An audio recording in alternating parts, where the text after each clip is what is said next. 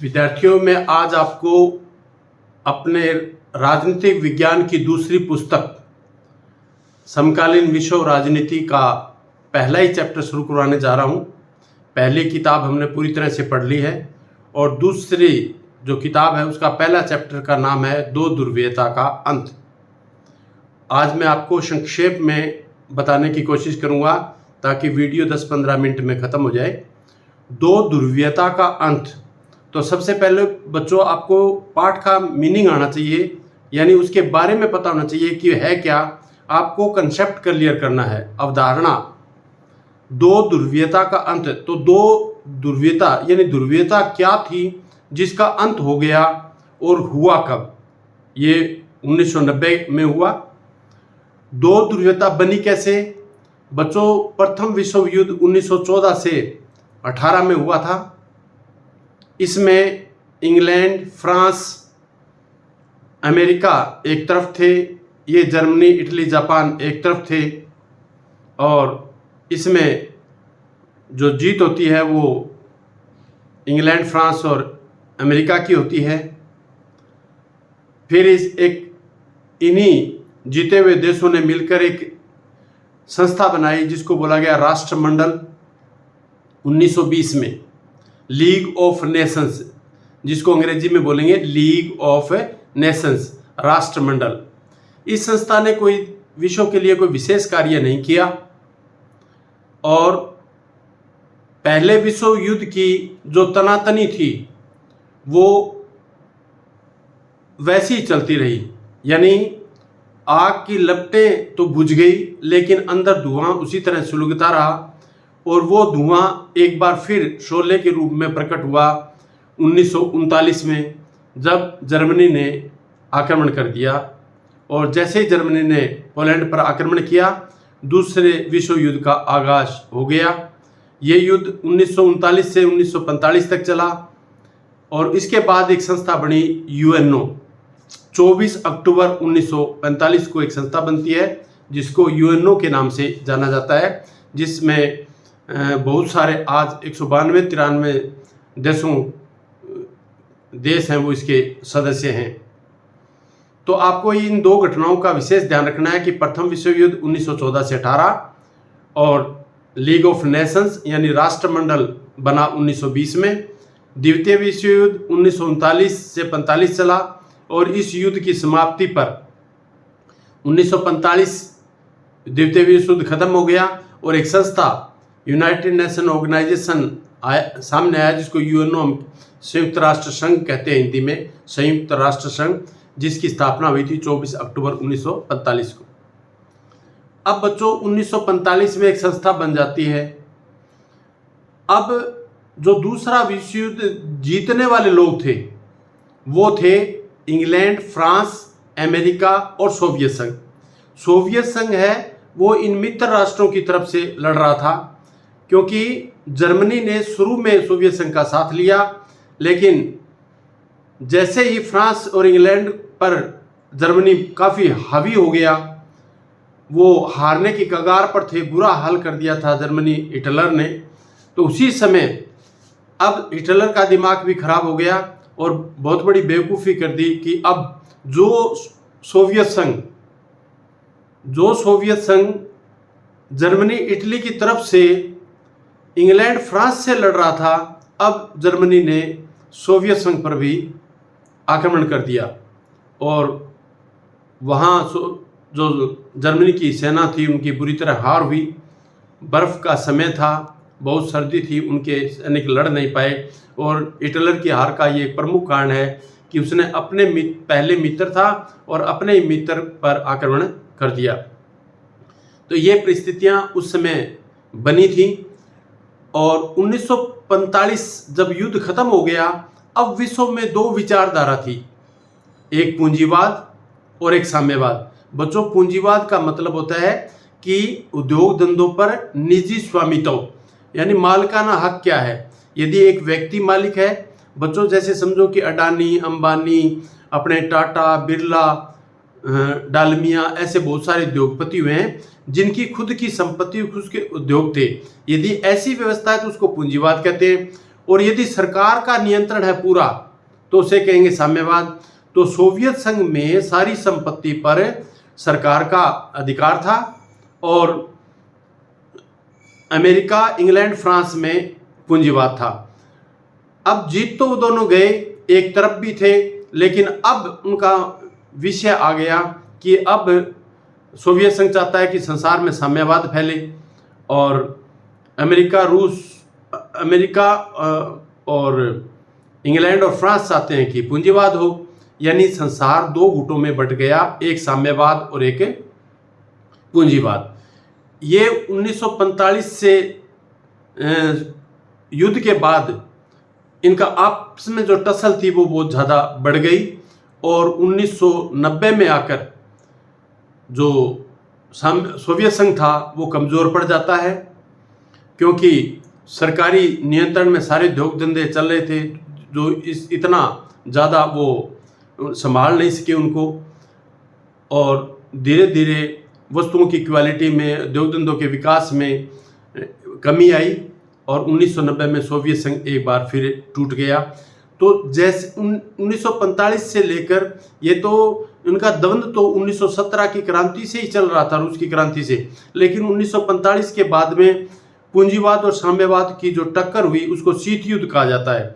शीत युद्ध इसलिए कि वो आपस में पूरी दुश्मनी रखी उन्होंने, हर चीज़ में, विचार में, एक दूसरे को नीचा झुकाने में, अपने देश, विश्व के देशों को अपनी तरफ अपने गुट में शामिल करने के लिए बहुत कोशिश की। ये इसको शीत युद्ध बोला जाता है। और जैसे ही सोवियत संघ कमज़ोर पड़ा तो सोवियत संघ टूट गया। सोवियत संघ बना था 15 देशों से मिलकर और उसके बाद उनके वापस 15 देश हो गए और इसी दौरान भारत की भी आज़ादी के दिन आते हैं और 1947 में उनके सामने दो गुट थे। दोनों गुटों में भारत ने किसी की तरफ अपना उसके गुट में शामिल होने की कोशिश नहीं की और एक नया गुट बना लिया जिसे गुट निरपेक्ष आंदोलन कहते हैं। तो इन दो ध्रुवीयता का अंत, पाठ का मतलब क्या है, यानी जो सारा विश्व दो ध्रुवों में बटा हुआ था वो 1990 में जाके खत्म हो गया। अब आगे जो इस में मुख्य चीज़ें आपको याद रखनी है पाठ के लिहाज से या परीक्षा के लिहाज से, वो ये है कि यूएसए ने जब ये दोनों ध्रुव बने हुए थे, मजबूती से एक दूसरे के सामने डटे थे, तो एक सैनिक संगठन बनाया था अमेरिका ने, उसका नाम था नाटो, NATO 1949 में। यानी 1945 में दूसरा विश्व युद्ध खत्म होता है और सोवियत संघ को कमज़ोर करने के लिए, अपने आप को ताकतवर दिखाने के लिए अमेरिका ने एक संगठन बना लिया नाटो, NATO, जिसको नॉर्थ एटलांटिक ट्रीटी ऑर्गेनाइजेशन कहा जाता है, 1949 में बना लिया। अब इसी को टक्कर देने के लिए, अब सोवियत संघ भी उस समय कोई कम नहीं था, ताकतवर पूरा था, उन्होंने भी बहुत से देशों के साथ मिलकर एक समझौता किया जिसका नाम रखा वार्सा पैक्ट 1955 में। अब ये वार्सा पैक्ट एक सैनिक संगठन है और नाटो एक सैनिक संगठन है और आपस में ये आमने सामने युद्ध तो नहीं हुआ, तीसरा विश्व युद्ध तो नहीं हुआ, लेकिन ये आपसी विचारों की और एक दूसरे को पछाड़ने में ये लगे रहे।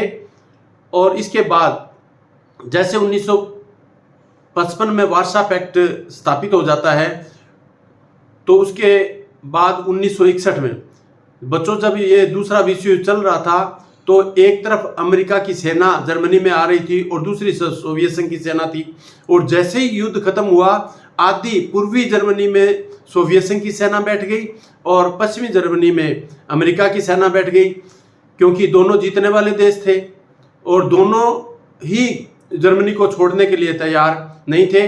वो अमेरिका चाहता था कि जर्मनी में पूंजीवाद लाना है और सोवियत संघ चाहता था कि साम्यवाद लाना है। तो वो दोनों अपने अपने प्रभाव क्षेत्र में बैठ रहे और अपने प्रभाव क्षेत्र की फिर उन्होंने सरकारें बनवा दी दोनों में, पूर्वी जर्मनी और पश्चिमी जर्मनी। यानी 1945 के बाद जर्मनी के दो टुकड़े कर दिए इन दो ध्रुवों ने, दो ताकतों ने। ध्रुव बच होता है जैसे दोनों टायर के बीच में एक बड़ा सा एक्सल होता है, उसको ध्रुव कहते हैं। यानी पूरी ये एक ध्रुव इधर और एक ध्रुव उधर और गाड़ी विश्व की चल रही थी। अब आता है 1961 1961 ने सोवियत संघ ने एक दीवार बना दी पूर्वी जर्मनी और पश्चिमी जर्मनी के बीच में, क्योंकि जो सोवियत संघ का जो पूर्वी जर्मनी था वहाँ विकास कम गति से हो रहा था, और पश्चिमी जो जर्मनी अमेरिका और पूंजीवादी देशों के नियंत्रण में या प्रभाव में था, वहाँ विकास ज़्यादा हो रहा था। तो पूर्वी जर्मनी के लोग भागकर पश्चिमी जर्मनी चले जाते थे। तो इस भागदौड़ को रोकने के लिए रूस ने, उस समय का सोवियत संघ ने एक दीवार बना दी जिसको कहा गया 1961 की बर्लिन की दीवार। बच्चों, ये महत्वपूर्ण चीज़ बता रहा हूँ मैं आपको, हर परीक्षा में आपको पूछी जाती है ये कि 1961 में बर्लिन की दीवार बनी थी। या तो उसका सन पूछ लेंगे, या बनाई किसने, या इसकी लंबाई कितनी थी, या चौड़ाई कितनी थी, या इसको डेथ ट्रैप क्यों कहते थे, या एंटी फासिस्ट प्रोटेक्टिव वॉल कौन कहता था, और वेस्ट जर्मनी इसको क्या कहता था, और ईस्ट जर्मनी क्या कहता था। तो इस बारे में आप दोबारा से सुन ले। 1961 में यानी 13 अगस्त 1961 को बर्लिन की दीवार बनती है, सोवियत संघ बनाता है, और सोवियत संघ ईस्ट जर्मनी के लोग इस दीवार को कहते हैं anti fascist protective wall, anti fascist protective wall, और पश्चिमी जर्मनी के लोग इसको कहते हैं वॉल ऑफ सेम यानी शर्म की दीवार। यानी एक राष्ट्र को इस दीवार ने दो भागों में बांट दिया। इस दीवार की जो लंबाई थी वो 155 किलोमीटर थी और 13 फीट ऊंची थी। इस दीवार के बाद एक जगह बनाई गई थी सुरक्षा की दृष्टि से, उसको बोलते थे डेथ ट्रैप, यानी जो भी भागकर आता था, दीवार फांदता था, तो उसको गोली मारने का हक था। तो उस दौरान 1961 से लेकर जब 1989 तक जर्मनी वापस एकीकरण हुआ, तब तक हजारों लोग वहाँ मारे गए होंगे, और बहुत से लोग जो बच बचा के पश्चिमी जर्मनी की तरफ भी चले गए थे। तो ये कहानी थी बर्लिन की दीवार की। अब बच्चों, एक प्रश्न छोटा सा आता है कि सोवियत प्रणाली क्या है। सोवियत प्रणाली यानी सोवियत सिस्टम, सोवियत परिषद को कहते हैं। सोवियत एक शब्द है रूसी भाषा का जिसको बोलते हैं परिषद। तो सोवियत प्रणाली सिस्टम क्या था? सोवियत प्रणाली में था, एक पार्टी थी साम्यवादी दल, क्योंकि साम्यवादी दल जहाँ होता है दूसरी पार्टियों का कोई अस्तित्व नहीं होता, एक ही पार्टी होती है, चुनाव होता है, उसको चुनाव मतलब नाम मात्र का, साम्यवादी लोग ही खड़े होंगे, उन्हीं को वोट देना, उन्हीं की सरकार बनेगी। और उनका एक सोवियत संघ में एक जैसे अपने संसद है, ऐसे ड्यूमा, संसद को ड्यूमा कहते थे, उनके लिए चुने जाते थे और उनके अपने ही राष्ट्रपति बनते थे। तो एक ही पार्टी होती थी। तो आप साम्यवादी दल याद रखना है, ये ऐसा सिस्टम था। एक पूरी अर्थव्यवस्था पर, पूरी अर्थव्यवस्था के ऊपर राज्य का नियंत्रण था। तो मालिकाना हक की जो मैं बात कर रहा था, इसीलिए तो इसको साम्यवाद कहते हैं कि पूरी देश की साधनों पर, जमीन, कारखाने, सब कुछ जो संपत्ति है वो सारी राज्य की है, निजी संपत्ति नहीं है। और इसमें एक सिस्टम था कि जो पूर्वी यूरोप का हिस्सा जो सोवियत संघ की तरफ पड़ता है, 8 देश थे वो उसके साथ थे। तो ये सोवियत प्रणाली। अब सेकेंड वर्ल्ड वॉर हुआ था, उसमें यूएसए और यूएसएसआर की अर्थव्यवस्था ने काफ़ी तरक्की की थी 1945 के बाद में। तो अब यूएसएसआर की अर्थव्यवस्था की बात करें तो उस समय निजी स्वामित्व था, और यदि हम सोवियत संघ की बात करें तो सरकार का नियंत्रण था। तो दोनों तरफ से ही एक बार अच्छी तरक्की हुई, क्योंकि 1917 की क्रांति से पहले राजा रजवाड़ों का शासन था सोवियत संघ में, उसका हटके जब बनाया, नया बना, तो लोग भी ईमानदारी से काम किया, देश के लिए काम किया, और उद्योगों ने बहुत ही तरक्की की, और राज्य का उस पर पूर्ण नियंत्रण था। एक संचार प्रणाली क्या होती है? आने जाने के साधन और तकनीक, जो हम टेलीविज़न, इंटरनेट, सड़क व्यवस्था, ये सारे परिवहन यानी संचार के साधन, जिसके टेलीविज़न, इस प्रकार की अनेक व्यवस्थाएं जो एक स्थान से दूसरे स्थान पर समाचार पहुंचाने के योग्य, उसको संचार प्रणाली कहते हैं। तो विकसित संचार प्रणाली हो गई। यातायात की व्यवस्था पूरी तरह से विकसित थी, सड़क और अनेक प्रकार के साधनों को, बहुत बड़ा सोवियत संघ है, इधर से उधर सामान लाने ले जाने के लिए बहुत अच्छी व्यवस्था कर दी। उद्योगों का भी बड़ा विकास हुआ, न्यूनतम जीवन स्तर पर जोर दिया गया। अब उस समय यूएसएसआर यानी सोवियत संघ के तरक्की का सबसे बड़ा कारण था कि उन्होंने कहा कि न्यूनतम जीवन स्तर पर जोर, यानी कम से कम एक व्यक्ति को रोटी, कपड़ा और मकान तो मिलना ही चाहिए। तो हम छोटे थे तब सुनते थे कि रूस में कोई, सोवियत संघ में कोई भिखारी नहीं है, वहाँ भिखारी नहीं होता, वहाँ भीख मांगने की किसी को परमिशन नहीं थी और हो भी नहीं सकता, क्योंकि सारे काम है वो सरकार कर रही थी। लोक कल्याणकारी योजना और लोगों की भलाई के लिए बहुत सारी योजनाएं लागू की गई। ऊर्जा के साधन और प्राकृतिक संसाधन सोवियत संघ में भरपूर मात्रा में थे, उनका खूब प्रयोग किया गया और देश की तरक्की हुई सेकेंड वर्ल्ड वार के बाद। ये जो रूस की जो गिरावट आती है बच्चों, वो 1970 के बाद आती है। तो अब जो इतनी बढ़िया चीजें थी जो मैंने आपको बताई है, तो सोवियत संघ की फिर कमजोरी क्या थी? कोई व्यक्ति टूटता है, उसका पतन होता है, अंत होता है, तो इसका मतलब कोई न कोई तो उसमें बुराइयां आई हैं जिसके कारण वो टूटा है। तो बुराई क्या क्या आई उसमें, ये छोटा सा प्रश्न आ सकता है भी। सोवियत प्रणाली जो मैंने बताई थी जिसके कारण उन्होंने तरक्की की थी यूएसए के साथ साथ, इधर पूंजीवाद तरक्की करा था, इधर सोवियत संघ तरक्की करा था। तो कमजोरी कैसी आई? नंबर एक तो सब विभाग के नौकरशाही का अधिक हस्तक्षेप, यानी सरकारी कर्मचारी ही खेती करवा रहे हैं, सरकारी कर्मचारी उद्योग चला रहे हैं। तो जब शुरू में सोवियत संघ बना था तब तो उन्होंने बड़ी ईमानदारी से और देश के लिए काम किया था, लेकिन धीरे धीरे भ्रष्टाचार इतना फैल गया। और सरकार में किस प्रकार का भ्रष्टाचार होता है बच्चों, यदि आपको ना पता हो तो आप अपने अध्यापक से जरूर बात कीजिए कि नौकरशाही किसको कहते हैं? सरकारी कर्मचारी। तो सरकारी कर्मचारी किस प्रकार भ्रष्टाचार करते हैं, वो अब हमारे सामने तो अपने देश में शायद थोड़ा बहुत दिखता हो, वहां बहुत ज्यादा हो गया था। एक था भ्रष्टाचार और सत्ता का मिलन हो गया था, यानी हर सत्ता का आदमी, जो ताकतवर आदमी, जो साम्यवादी दल का नेता था, वो सारे लोग थे, वो भी उन्होंने भी भ्रष्टाचार करना शुरू कर दिया था। यानी भ्रष्टाचार और सत्ता में बैठे लोगों का आपस में रिश्ता हो गया था, यानी सत्ता में उच्च पदों पर बैठे लोग भी भ्रष्टाचार की ओर चल पड़े थे। एक लोकतंत्र का अभाव था। अब भ्रष्टाचार हमारे भी है, लेकिन हमारे लोकतंत्र है। लोकतंत्र होने के कारण क्या है, यहाँ कोई भी करेगा, भ्रष्टाचार फैलाएगा तो उसकी तुरंत खबर आ जाएगी। और छोटे छोटे आजकल तो यूट्यूबर हैं, वो भी आपको बता देंगे कि इसने ये सड़क बनाई, ये खा गया, ये खा गया, आप सारे दिन सुनते हैं। लेकिन वहाँ क्या था? भ्रष्टाचार तो था, लेकिन लोकतंत्र नहीं था। तो सोवियत संघ जो प्रणाली थी उसके सामने बोलने की तो किसी की हिम्मत ही नहीं थी। तो लोकतंत्र का अभाव भी सोवियत प्रणाली का पतन का कारण बना। एक जो यूएसएसआर बना था, जो सोवियत संघ बना था, उसमें 15 देश थे और 15 देशों में मुख्य देश था रूस। तो वहां की सरकार थी वो इसी तरह बनती थी जैसे रूस के लोग ही ज्यादा होते थे और वो रूस को ही ज्यादा महत्व देते थे। तो धीरे धीरे अन्य 14 देशों में उसके प्रति जो भावना थी वो खत्म होने लगी और उन्होंने पूंजीवाद की तरफ अपना रुख करना शुरू कर दिया। अब आगे है कि शीत युद्ध का दौरान था 1945 से 90 तक का। उस दौरान क्या हुआ कि अमेरिका और सोवियत संघ ने एक दूसरे को पछाड़ने के लिए हथियारों पर बहुत जोर दिया, हथियारों की होड़ लग गई।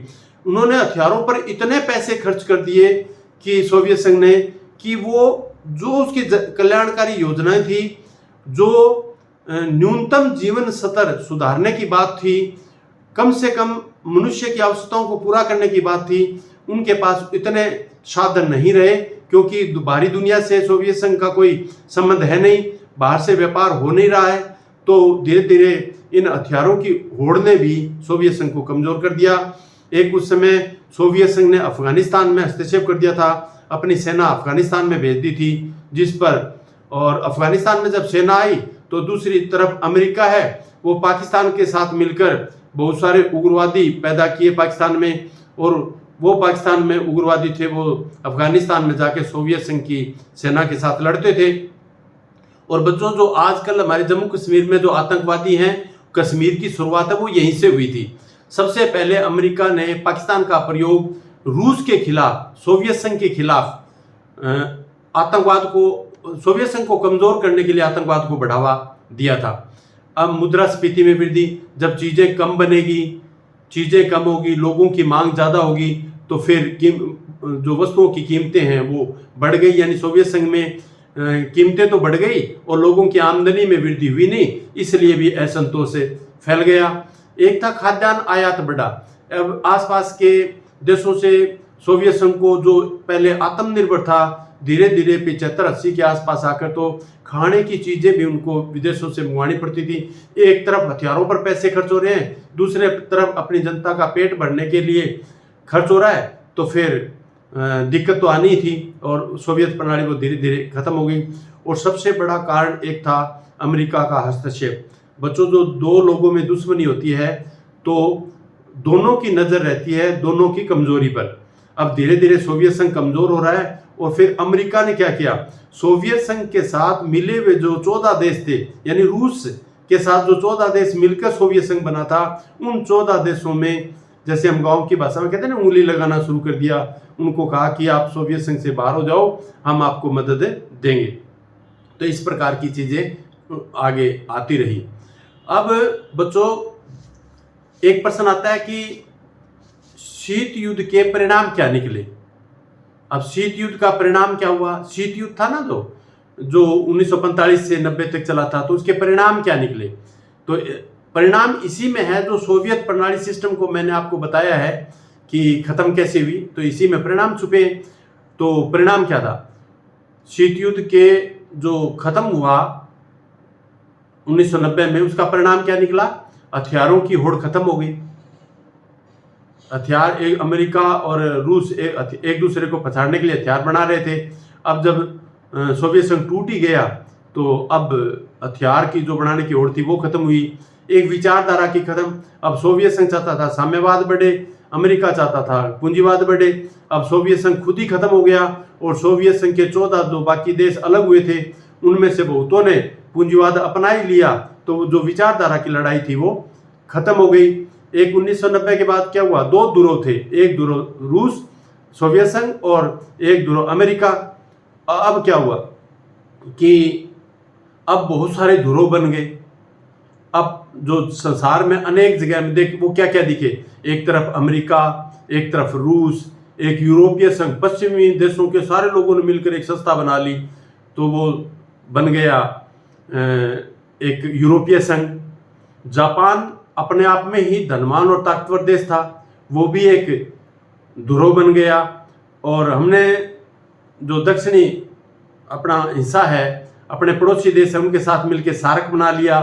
और अपने से जो पूर्व में लोग हैं, उन्होंने आसियान देश बना लिए। यानी बहुत सारे देशों ने जगह जगह विश्व में संगठन अनेक बन गए, जिसके कारण जो दो ध्रुवीय व्यवस्था थी वो अब बन गई बहुध्रुवीय, यानी अनेक जगह पावर सेंटर बन गए। आगे एक प्रभाव ये पड़ा कि सोवियत संघ एक देश था और वो जब वो टूटा तो वो देश बन गए 15। तो देश का, विश्व का नक्शा भी बदल गया। और यूएसएसआर, जो जिसको हम यूएसएसआर यानी सोवियत संघ कहते थे, उनके जो हिस्से 15 अलग हुए, 15 देश बने, उनमें एक देश बना रसिया, जिसको आज हम रूस कहते हैं।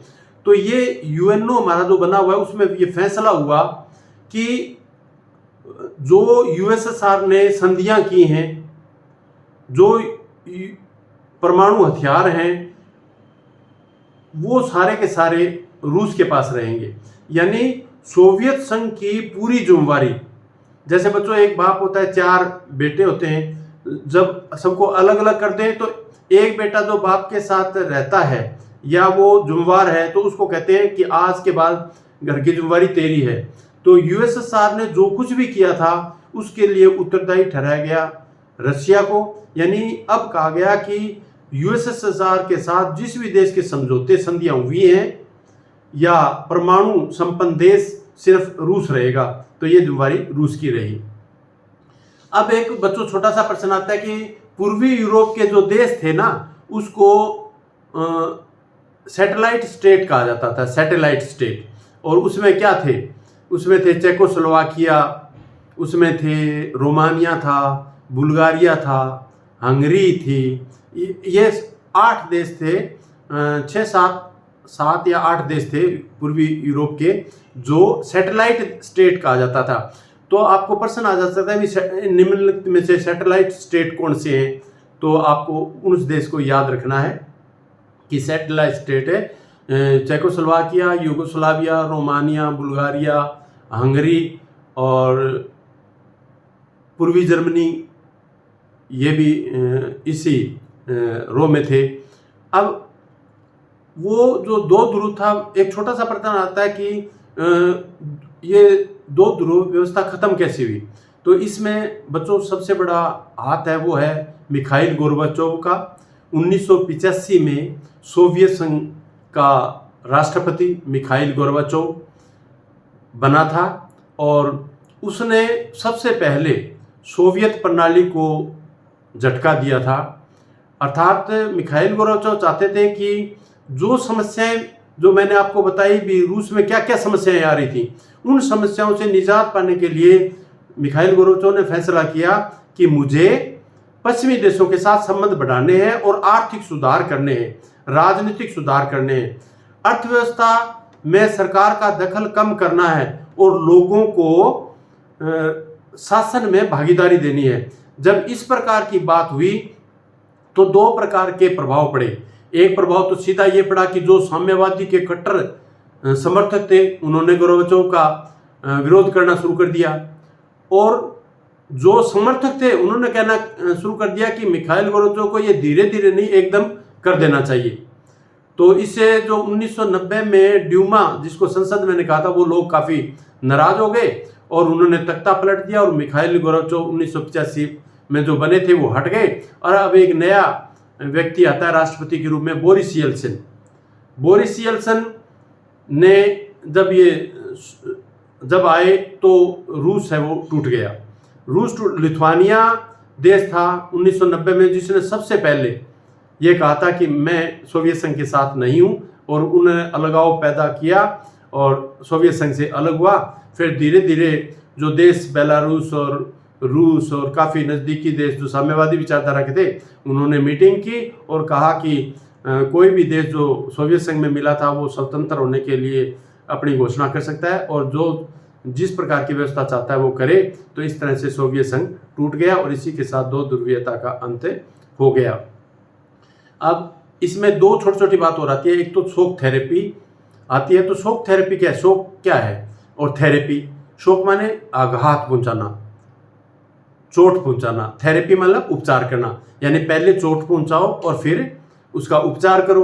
तो क्या हुआ, पहले अमेरिका ने ये सोवियत संघ को तोड़ा, बहुत सारे देशों को अलग अलग किया और फिर उनको कहा कि आओ अब हम आपका विकास करते हैं, तुम पूंजीवाद की ओर बढ़ो। तो अमेरिका की बहुत सारी कंपनियां हैं वो इन पूर्वी यूरोप के देशों में शामिल हुई और उनको आर्थिक सहायता दी गई, तकनीक दी गई, साधन दिए गए। यानी पहले उनको तोड़ा, अलग किया और विचारधारा उनकी जो साम्यवादी थी उनको पूंजीवाद की तरफ लाए और फिर उनका उपचार किया। और ये किया था IMF और वर्ल्ड बैंक ने, यानी इंटरनेशनल मॉनेटरी फंड और वर्ल्ड बैंक ने ये शोक थेरेपी का खेल अमेरिका के नेतृत्व में चलाया था। और भारत और रूस के संबंध कैसे हैं बच्चों, जब से भारत आज़ाद हुआ है तब से लेकर आज तक भारत और पहले सोवियत संघ था उसके साथ बड़े अच्छे संबंध थे और उसके बाद अब रूस है तो उसके साथ हमारे बहुत अच्छे संबंध हैं। और ये संबंध बने थे श्रीमती इंदिरा गांधी के समय में, क्योंकि जवाहरलाल नेहरू ने इसका कोई ज़्यादा महत्व रूस सोवियत संघ को नहीं दिया था। इंदिरा गांधी ने विश्व के सिनेरियो को देख के और अमेरिका की पाकिस्तान के प्रति नीति को देख के रूस के साथ 1971 में एक संधि की थी जिसमें 25 शर्तें शायद थी। उन शर्तों के आधार पर ये दोनों देशों ने फैसला किया कि यदि कोई देश आक्रमण हम पर करेगा तो हम एक दूसरे पर आक्रमण समझेंगे, एक दूसरे की आर्थिक सहायता करेंगे, सांस्कृतिक आदान प्रदान, शिक्षा आदान प्रदान, यानी जितने एक क्षेत्र मनुष्य के होते हैं वो सभी एक देश के जितने पार्ट हैं, राजनीतिक, धार्मिक, आर्थिक, सांस्कृतिक, शिक्षा का, सब में समझौता हुआ और तब से लेकर आज तक भारत के बहुत अच्छे संबंध है। और भारत पाकिस्तान की लड़ाई में भी अभी आपने देखा था रूस ने खुलकर भारत का समर्थन किया था। तो बच्चों धन्यवाद, आपने ये पाठ सुना और अब मैं आपको अगले भाग में इसी पाठ के अभ्यास के प्रश्न कराऊंगा। पहले आप इसको अच्छी तरह सुनिए। यदि आपने इसे अच्छी तरह सुना है तो अभ्यास के प्रश्न हैं वो अच्छे हल हो जाएंगे। और जब आप दूसरा पाठ देखो तो अपनी किताब है पाठ्य पुस्तक वो लेके बैठना और जैसे जैसे मैं आपको प्रश्न कराऊं उसको देखते रहना। धन्यवाद।